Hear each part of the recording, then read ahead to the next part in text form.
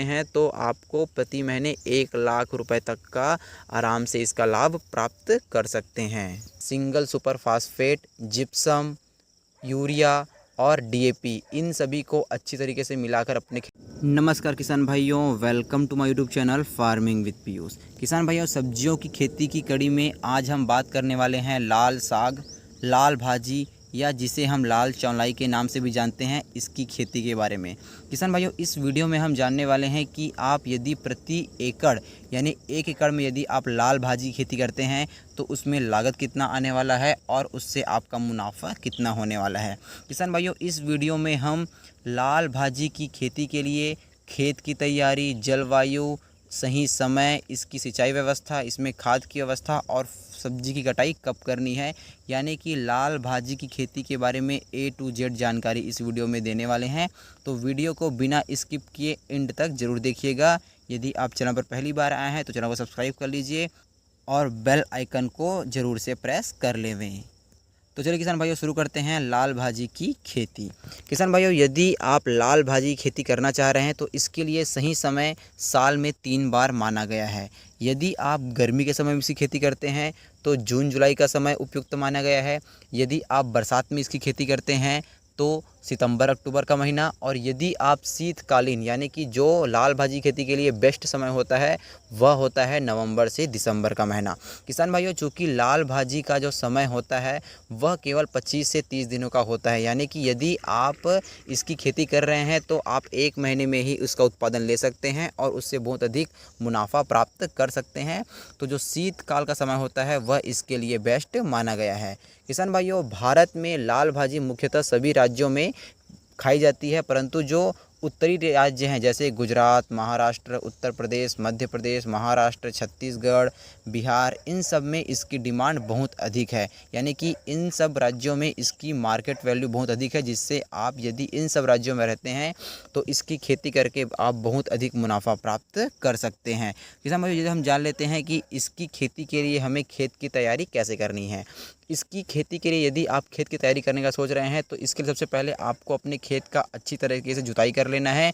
उसके बाद जुताई होने के बाद आपको अपने खेत में पाटा मारकर उसमें करीबन 2 ट्रैक्टर गोबर खाद का छिड़काव कर देना है। किसान भाइयों, गोबर खाद का छिड़काव करने से होता यह है कि जो हमारे लाल भाजी हैं उनका उत्पादन बहुत ही अच्छा होता है। उनकी जड़ें जो होती हैं मिट्टी में अच्छी तरीके से फैल जाती हैं और वह अच्छी मात्रा में अपना उत्पादन देती हैं। किसान भाइयों, जब आप खेत की तैयारी कर रहे हो उस समय आपको इसमें बेसल डोज यानी खाद के रूप में इसमें आपको single super phosphate, gypsum, urea और डीएपी, इन सभी को अच्छी तरीके से मिलाकर अपने खेतों में छिड़काव कर देना है। किसान भाइयों, यदि हम उदाहरण के लिए 1 एकड़ में यदि लाल भाजी खेती करते हैं तो उसके लिए आप 2 से 3 kilo gypsum, 15 kilo single super phosphate, 15 kilo urea और 1 से 2 किलो डीएपी, इन सभी को 2 ट्रॉली गोबर खाद में अच्छी तरीके से मिला देना है। उसके बाद अपने खेतों में इसका छिड़काव करके खेतों में पाटा मारने के बाद बीजों का छिड़काव अपने खेतों में कर देना है। किसान भाइयों, बीज का छिड़काव करने से पहले आपको करना यह है कि अपने खेत में जो लाल भाजी के बीज हैं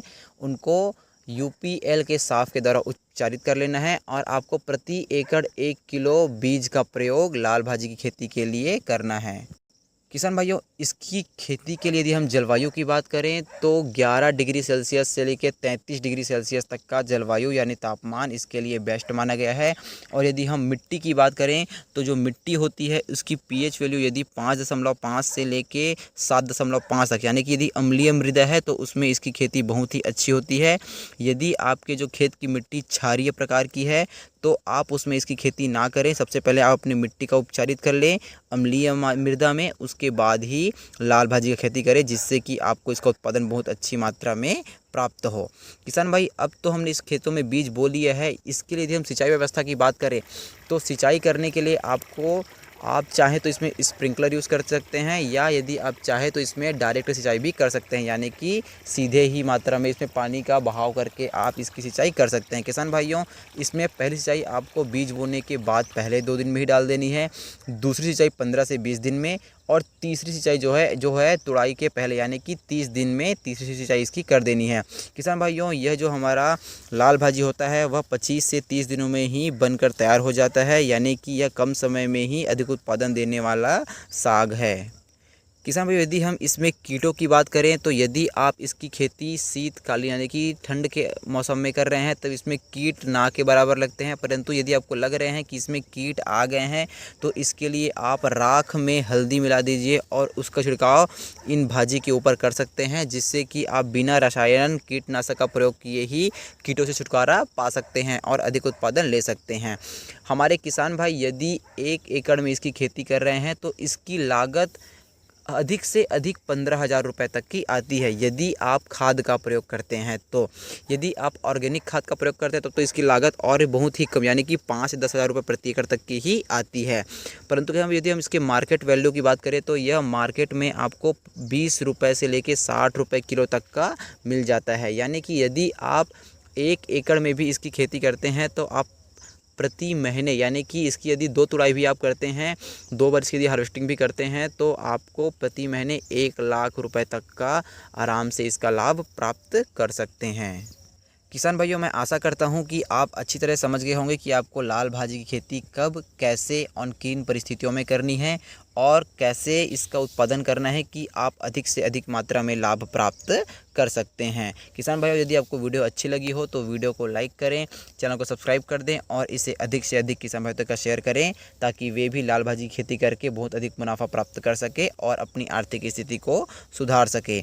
धन्यवाद। जय हिंद, जय भारत, जय छत्तीसगढ़। छत्तीसगढ़िया सबले बढ़िया।